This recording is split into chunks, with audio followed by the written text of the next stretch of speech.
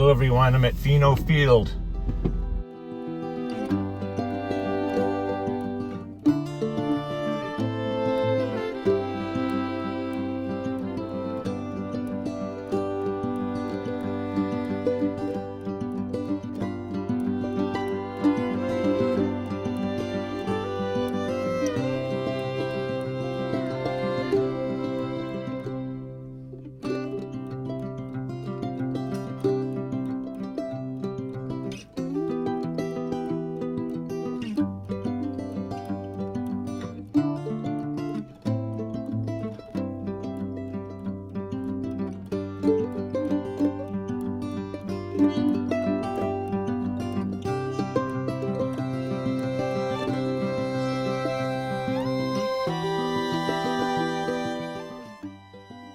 Hello my friends, welcome to the Tusknot channel. Thanks so much for joining us once again.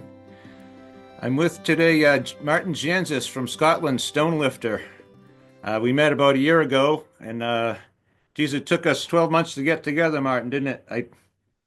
Hi. I made last time I saw you, I think I made you raise your right hand even and swear you'd come on here, and then I didn't get around to. I got so busy. Yeah, we met in the shop, was it? Yes, Was it a shop? Yeah, aye. But I remember you walked in and Josh introduced us, and then we spoke. right. Yeah, after the Ford at Number Four Fest last year. Um, Yes, aye. yeah, so this year I'm gonna see you at the No Fames, right? The No Fame Games on June 21st Yep, I'll be there. at Milford. Right, it's gonna be an I'll be exciting day. I was over there this morning, as you know. I sent you a couple of videos of the area so you'd get a little look. I figured that would help you out a bit. It was nice to see the fields. It looks like a very good area, surface, very big. It's it's going to make it's a good location for Highland Games. Yes, Very good location. It's a very good location. So I'm right. really looking forward to seeing it. I've seen it now back to bare minimum with nothing there, with just the grass. Okay. So road now to see it next time when it's full of everything, stalls, Highland Games, everything. Good. Yeah, I figured I'd give you a little insider preview as long as I was out there this morning, and Oh, that was good. that way also myself I wanted to get a fresh look at it this year for measuring some things out and other stuff. Um, yeah, so there's two stones there. I was just driving by today, the Huckleberry Stone, and they call it the Lingonberry Stone too. The stones that are Yep. sort of attached to the No Fame's home field at Pheno. So that'll be part of our day on June 21st, I'm sure. Um, Geez, New England stone lifting. You've got your shirt on there from Jarrett McPhee. Yeah, he sent this one over about maybe 2 months ago. He sent it Ah, over, yeah. but it took about 6 weeks to get it because it went all over the world. It got to me. I did. It went to I went to Boston Airport and then or Boston. Then I went to I think it was Ireland. Then went back to America and then somewhere else, and then a few different places in America. Yeah. Then back to then out to the UK. It was wild. We kept tracking it and see what it was because it was taking a long time to come in, and it was going all over the globe. Right. Got there in one piece, did it? It's been well traveled. Right. Did I send you the link with the David Keown video that I did? Yeah, I've seen the link, but I've seen a lot of clips, but I've never actually managed to watch it fully. I've been up to here. I've had a lot of projects going to do. I design steelwork fabrication kind of stuff. I've barely got time to breathe. Uh, I'm that's a, that's all right. I was just going to say, David told me, that he was that you were that you were the instigator of his being who he is now and what he does now. Yeah, And that because was quite a. a few years ago he came over to Scotland to lift. He got in touch with me and came over to Scotland, and he met me and a few other people. And then we went to the Bravenstone. Mm. and I was teaching a few different techniques and how to lift, to get safer, to use your body mechanics to its best, Okay. use all the muscles in the correct order, Mm. the different techniques to lift the stone. And then he's told me he was going to research. Well, he asked me about if I knew of any stones in Ireland, and I said that Peter Martin had looked up a few. He, because he told me there was a few there he looked up. Because there was a plan before Peter had passed away. We had spoke about going to Ireland and looking for stones over there. Uh-huh. He found a few, and I was gonna. He asked if I wanted to go across with him. So we were kind of speaking about going there and researching a few things. Mm. But then sadly, he passed away. Right. And then David looked up some stuff, and then he kept finding other stuff. And what he does just kind of grew for there. Yep. Yeah, that's wonderful.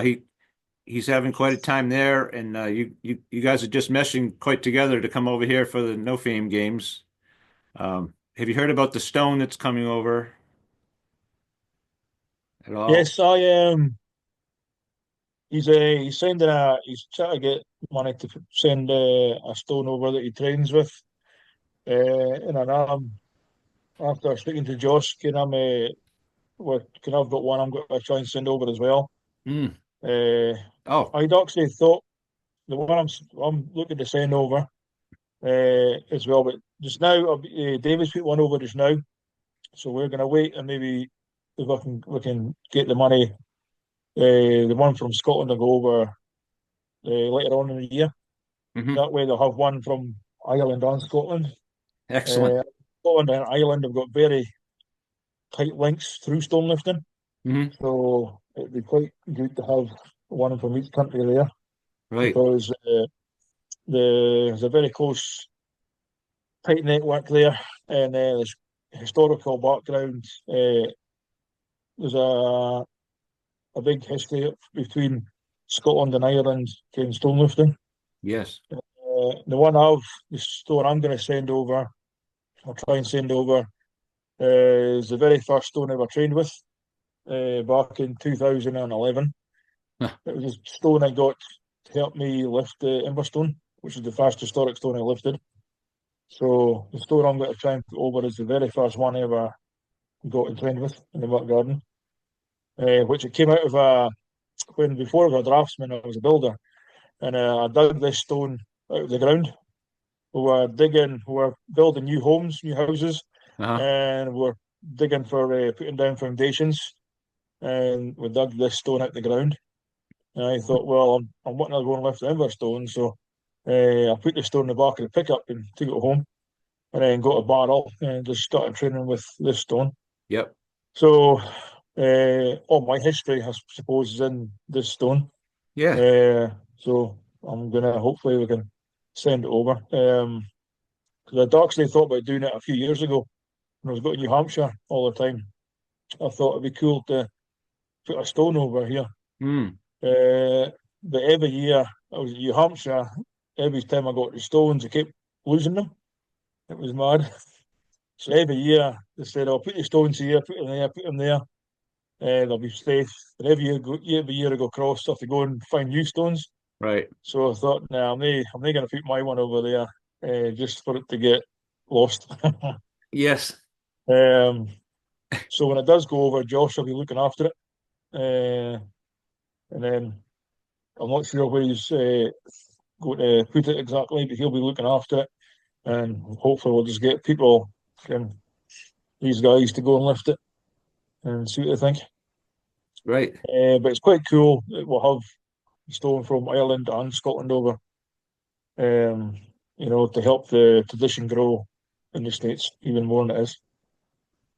Right.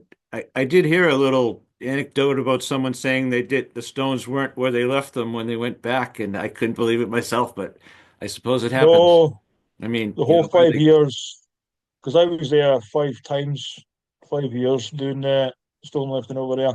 yeah. And every single year I had to go and dig out new stones from the river. It Mm. was usually on the Friday morning when I was teaching. I started teaching the Friday afternoon, and I had to go and get these stones from the river and get them taken up to the location and sort out the location on Friday morning. Mm. And it Yeah. was just it was Yeah. mad. Right. Well, I know David was talking about putting your hands on history, Martin. This is going to be such a great part of this, right? People here now are going to have the chance to put their hands on two stones eventually that others have been lifting.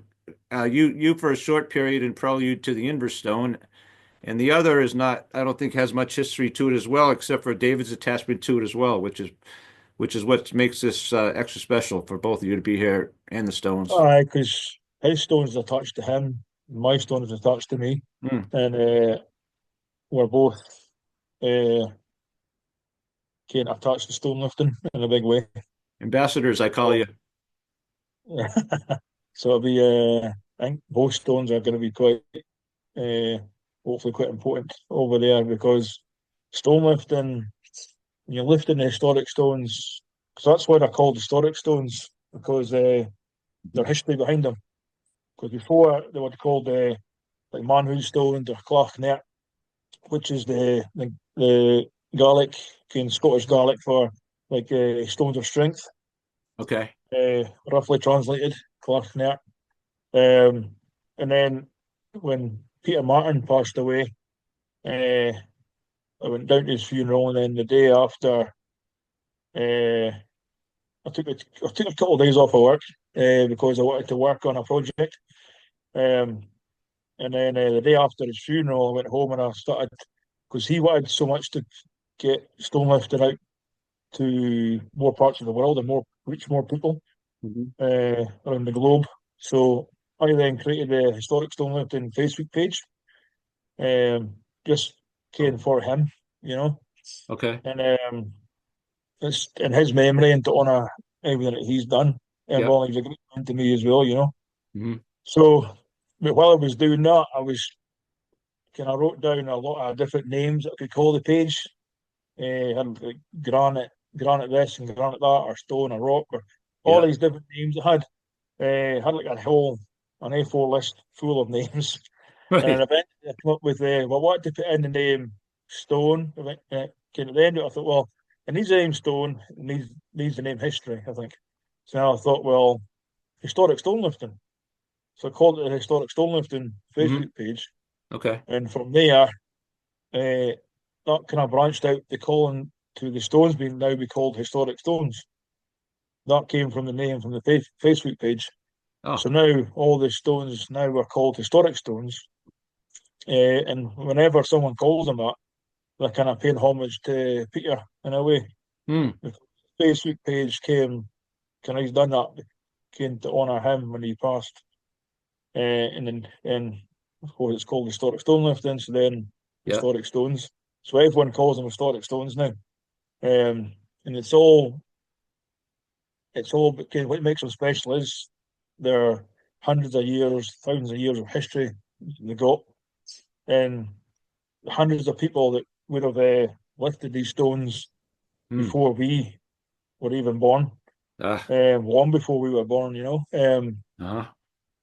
And then it's all like, okay, what were they like? Was their day like at the time? What was their life like at the time? Right. Um, it's stone lifting kind of came for the strength community. Stone lifting kind of connects us to the past, our ancestors. It connects us to uh, a strength culture. It goes back in time thousands of years. I mean, back in the Roman days, the gladiators, stones would have been used for training. There was no barbells, no gyms, no nothing Ah. like that. So Right. stones would have been what they used to train. Right. Uh, so I mean, stones were the first training implement, you know. And Rocky Hmm. Marciano, he used to train with stone lifting as well, which gave him a bit of uppercut, because he was such a smaller guy compared to a lot of other guys Yeah. in the when he was boxing. Right. Um, and he was very when he boxed, he wasn't like he didn't look as professional as he was. So he used to train with lifting stones as well, which gave him a stronger punch, you know. Yep. Right here So in Boston. He was right here in Boston. yep, aye. That's one of the places I would love to go and see where he was born and grew up. You know, I would love to go and see where he kind of grew up and where he was, where he started out, where he started off at. Oh, A big Rocky Marciano fan, like. But yeah, stone lifting is all about history, and it's about. But I mean, when it comes to the lifting part of it, it's a very functional movement. You know, it can. I mean, when I being from a building background, came before I learned how to like lift stones properly and stuff like that. Well, I kind of taught myself how to do it, and then I started teaching other people. mhm. Um, but because through the building industry, my joints, my bones, my leg, my body started to break down. It was starting to get sore, you know. Uh-huh. So I mean, in construction since I left school until 2000 and I was about 30, 33, something like that, 34. And then I became a draftsman. Uh-huh. And then from there went on to electronics and then back to draftsman again. Um, but my for a while, uh, 'cause my knees were getting really bad and I could barely get up and down the stairs and put on my shoes in the mornings and stuff. Right. It was all from working construction all the time. Yep. But then stone lifting and kind of come up with my own training techniques and lifting methods, and through lifting stones, Hmm. my body feels just like it was when I was in my 20s. All You know, right. all the pain that has gone away. My knees are fine. Everything Hmm. is all good, but it's all through stone lifting. Amazing. Uh, so I mean, so it helped me kind of going through the motions of lifting stones and stone squats, stone rows, everything. It I had a bad back for a while and bad knees, so it fixed all that. Uh, and then through, and as I was saying, stone lifting is a functional movement for everyday Mhm. activities. You know, you can if you get a new washing machine in your house, Yeah. you Right. know, you can put it in place. You can take the other one outside. You can put it down the dump. You can put it in the car, in the back of pickup. Even car in your shopping. You know, Yep. body's built up strong enough. You can let you lift things properly. Your body's used to going through that range of motion to lift things in a certain way, which puts the load on the bigger muscle groups. Um, Yes. takes the load off the smaller muscle groups. Hmm. So it minimizes the working load on the smaller muscles, and also the bigger muscles take the strain. So kind of minimize any kind of injury or you feeling sore uh, after doing an activity. And of course, Hmm. it helps to lift everything in the garden, anything you're doing at work, jobs. Right. One time when I was over at New Hampshire and I was teaching the stone lifting there, I think it was 2018. Two guys came in who worked in construction. They were stonemasons, and they didn't work in the same company. They were separate companies, and they came in on the same day. I think they came down because they heard I was doing the stone lifting classes, and they were saying they were getting bad backs and all this stuff, getting sore from lifting the stones and everything. Right. So I taught them how to lift, kind of technique, and then they came back. Both of them came back in 2019 and said that it helped them at the work a lot. They didn't feel anything like they used to because Really. they've used this technique and it's helped them through their job. So that was quite cool, you know. Yeah. Incredible. It just lets you know how functional it is, and doing learning the technique can help you at work, at just everyday life, going Right. shopping, picking up suitcases, going anywhere, just moving things around the house, Right. and garden, anything you do, you know. It's a Right. very functional movement. In fact, David Keown actually mentioned one of the stones he's dealt with.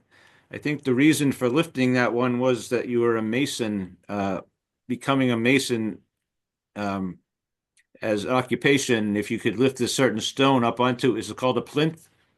Up onto a post or something. Uh, Doing that, it was like a mason, part of the mason training. Not Mason's Lodge, of course, but Masons with a trowel, right? It would have been would be to make sure that you're strong enough. Because I mean, when I was a builder, we had a lot of labourers coming and going all the time, and a lot of them were they could barely lift a bucket of cement. Yep. So a test like that would have been good because it lets you know because you have to be you need a good strength to be in a construction site, or you're better to be a lot stronger. Right. Um, but doing a test like that would be good because then you can see who will be able to work, who can Right. pick up uh, like the bale of cement, who can pick up the stones, the blocks. Um, so who has the strength and the willpower to just be a labourer, be a builder, and keep going through the day, get the job done. Who can actually get the job done, really? Right. You know, because Yep. if you kind of like lift the blocks and the bucket of cement or anything like that, or you get tired pushing the wheelbarrow, then it's going to take you all day to build a wall. Whereas someone that can lift all these things will get the Yep. job done in half the time, if not less, you know. So Yeah. I'm sure there's been an awful lot of people you haven't seen on day number two. uh, we've went through when I was in the building. One of the companies I was with went through quite a lot of labourers. Right. It came Yep. in for a few weeks and that was then gone. Right. You know, like the hard work. Yep. Or we're going home and come back the next day sore because they were had to lift blocks and stuff all day. Right. Yeah. Oh, absolutely. Yep. I can Um, see why 100 years ago, whatever, that test would have been quite crucial, you mm, know. absolutely. So, speaking of historic stones, Jared McPhee here in Rhode Island in New England, he's been he just went through a stone tour. I say just, but I think it was in March. They did a stone tour here in New England, right? I'm not sure how many there were, but he's got quite a video about it. I think it's released already. At any rate, he's going to quite a lot of lengths to get stone lifting established in New England, Martin. Yeah, that's part of the reason why I think David and myself were putting the stones over there. You know, because stone lifting is becoming quite big over there, Hmm. New England. It's not just that they're wanting to do it; it's the fact that they respect the culture. Okay. Uh, Yes. so you know they're very respectful with what they do, and they're not just meatheads kind of thing, wanting Hmm. to kind of grunt in the gym all day and lift these Understood. things. What I'm Right. doing, they're actually respecting the culture and respect what stone lifting is, and they respect why can we uh, respect it and care about it as much as we do. You know how Right. we love it and how it's part of us. They know why it's part of us and can things like that. So it's quite good to see Jarrett taking it on and everyone else because let's say they're trying to get something quite good going over there, and they're very respectful in the way they do it. Good. So, I've got quite a lot of time for Jarrett and everyone else over there because they do things the way they do. Right. That's why I wanted to have you come on here, Martin, and thank you for it because so people could understand some of the motives and some of the intent behind this and the bigger picture, I would call it, of this, Celtic strength culture that's going on. Someone that just comes to the No Fame Games June 21st with us. Of course, they may not understand even that day, but I want them to get an idea ahead of time if they can. And going forward, it's going to remain this way. Like you say, the respect for the culture and the willingness to try to meld that culture, bring that culture here. Yeah, the stones they've got there are now they're becoming history. You know, they've started the history. Their history up over there Yep. in 100 years. They'll Right. they can still be getting lifted. You know. Exactly. Um, Yep.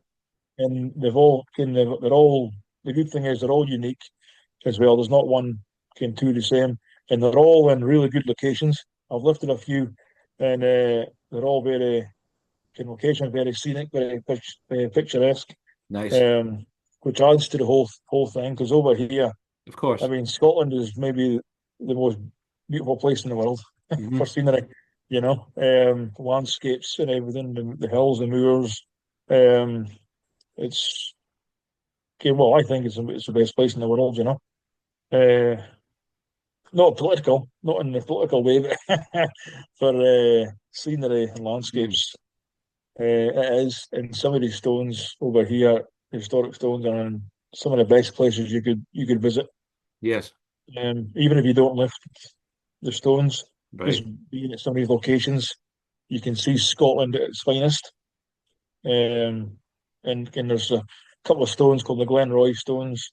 You have to go through a long valley to get there, and it's just hills and rivers and waterfalls and it's one of the greatest places you can go. Yeah. All Um, part of this is where they are. yeah, it's kind of historic stone life. It isn't just about picking up a stone and putting it down. It's about, like I say, the people who did it before us. Hmm. Uh, it's the hundreds of years of history that this stone has got, and why it was there in the first place, what it was used for, and why was it a test of strength in the first place. Yep. What sort of test of strength was it? What was the reason for it? And then, of course, like I say, the places that the rest they sit, waiting for people to come and lift them.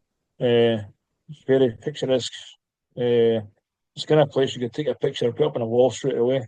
It's Yep. and it's just respecting the whole culture of everything. So it's everything. There's the history. There's the landscape. There's everyone that's done it before you. Can what were they like? What was their lives like compared to now? Yes. Um, were they? Again, they would have been proud people. Hmm. You know, clan members and everything, and they would have been very proud, kind of proud people.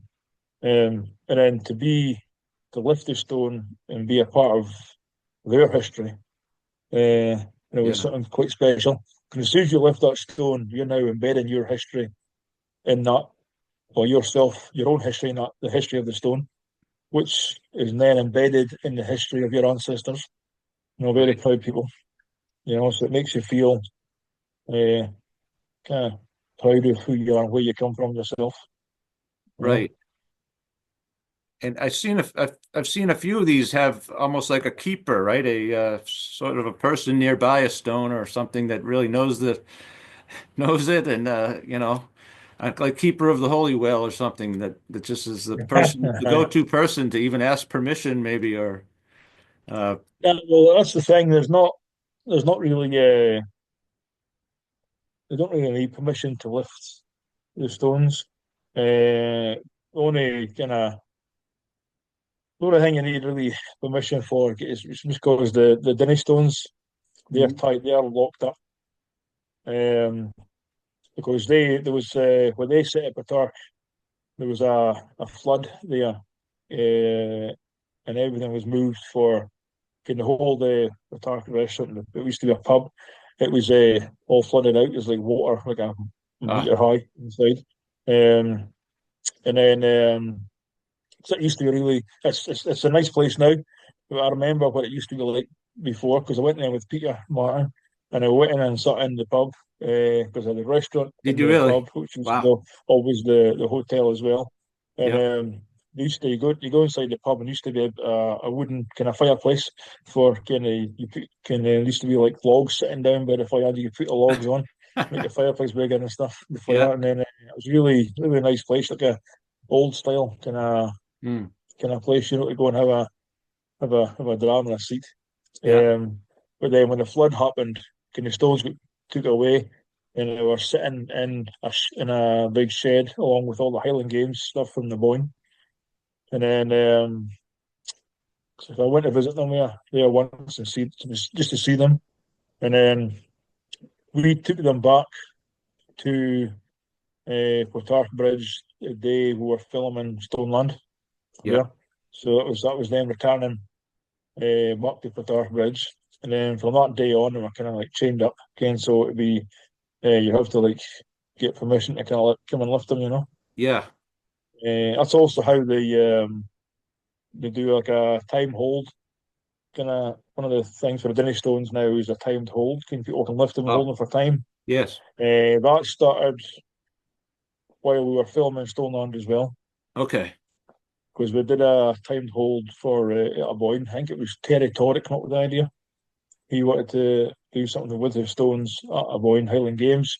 Yeah. So we did like a time hold event. Right. And then from then on, it just kind of took root and other people were doing it, and now it's a thing, the lifting for time. But I mean, as long as you kind of the whole lift for them is just to stand up straight. Like if you're doing a deadlift in a gym, you have Right. to be standing up straight, and body upright, horizontal, Yeah. vertical, should I say, and then hold the stones for like 2 seconds, and then you can put them down again, Yeah. and that completes the lift. But if you're not standing up straight, if your back's not kind of straight, and you put the stones down within the 2 seconds, and it's like a partial lift. Uh-huh. Um, and then and then with the other stone, with every other stone, um, the main lift is to lift up to chest height and stand up. If it's underneath the chest, it's just on the stomach, but it needs to be on the chest to Two complete the lift. chest. Yep. So you've got the stone up here. Mm. So it's kind of an inch or two to kind of below the chin sort of thing. Anything below the chest, and it's just on the stomach. So the main lift, because a lot of people, including myself, shouldering with press them as well. But that's just like an extra kind of thing. There Yep. is 5 lifts. There is the 5 lifts to do, but the main lift is of any stone, apart from Denny stones, because they're on the rings. You just stand up with them. Is to lift the stone up to the chest, Mm. and then you can put it down again. Anything else after that is just personal preference. Because a lot of people get in touch and say, "Oh, do you have to put it on your shoulder? Do you have to do this with it?" I says, "No, the full lift is just to lift it up to the chest. You don't need the hand, you don't need to put it on the shoulder and nothing like that afterwards." A lot of people think you need to put it on the shoulder to finish a lift. Yeah. It's just standing up the chest height with it. So you Okay. start just, and then as long as the stone's high up on the chest, then that is the finished lift. I see. But the lift there, as long as you can pick the stone off the ground, that is, and there's wind beneath it, Mm. as you can see underneath the stone, then that is a lift as well, Sure. because you've actually picked the stone up away from the Right. earth where it Yep. sits, and then it's Yeah. onto the lap, which is lift 2, and then lift 3 is up to the chest, lift 4 to the shoulder, and lift 5 is pressed on overhead. Yep. We've got the 4 phases that I come up with as well. You've got phase 1 is onto the lap, phase 2 is from the lap to the chest, phase 3 from the chest to the shoulder, phase 4 is from the chest to overhead. But if you can't, if you're not ready, your body's not ready to lift the stone up to the chest height when you go and do it. If you can lift it off the ground or onto the lap, then that's the first 2 lifts completed. And Okay. then it gives you something to whack on, you know. Yeah. Makes So sense. if you can pick it up off the ground, then that's the first part. So then it gives you something to whack on next time. If Right. you can pick it up a few inches, if you go and train, you can pick it up higher and higher and higher, Good. you know. Well, we've only got about, geez, a couple of minutes left, Martin. I really Uh, appreciate this. Has been fantastic. Um, so you got to, like I I can said at the talk all beginning, day. yeah, I Like guess this. we covered a lot of neat stuff though. I know that. Right. So the No Fame Games, June the 21st. It's going to be good. Looking forward to it. Okay, good. There'll be the Stones there. There'll be people there for a clinic. I know you're going to run Uh, that for us and help with David and others and Jarrett McPhee from New England Stone Lifting. I see you've got the shirt there, so yeah, I'll be doing the. I'm doing the tug of war as well. I'm oh, running. They've got tug of war, so I'm going to run the tug of war for them as well. yes, So I did that for 5 years. We won. I've done it for 6 years. I did tug of war for 5 years with one team, and then I went and I stopped for a couple of years, and then I did it for another year right. with another team. So I'm going to run the tug of war for them when I'm over there as well. We neglected to mention, but I did make a little video of it before we met.